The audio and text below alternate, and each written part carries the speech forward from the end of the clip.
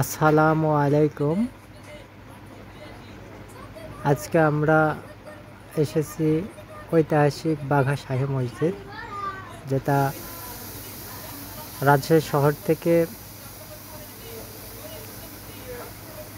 প্রায় ৪৭ কিলোমিটার দূরে পূর্ব দিকে অবস্থিত। এটা পদ্মা নদী খুব কাছাকাছি।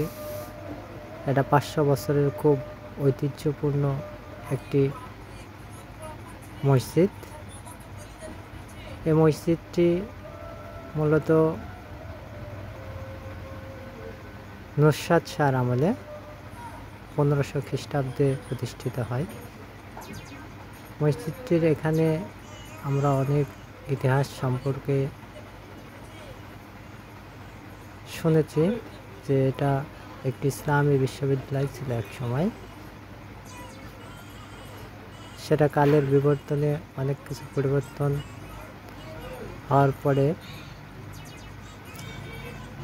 এখানে এখন হজরত শাহ আব্দুল্লাহ রহমতুল্লাহ আলাইহির মাজার রয়েছে। এটা মসজিদের মূল ভিত্তি, সামনের অংশ।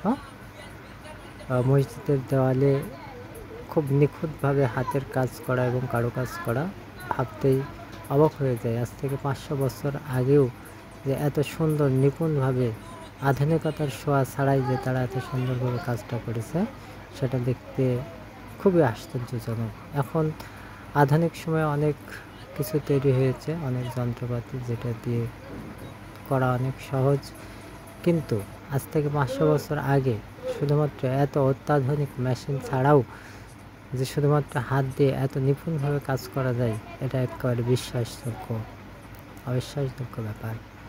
তো যাই হোক, আমাদের এই খুবই ছোট্ট একটা ভিডিও বাঘা ঐতিহাসিক শাহী মসজিদ সম্পর্কে।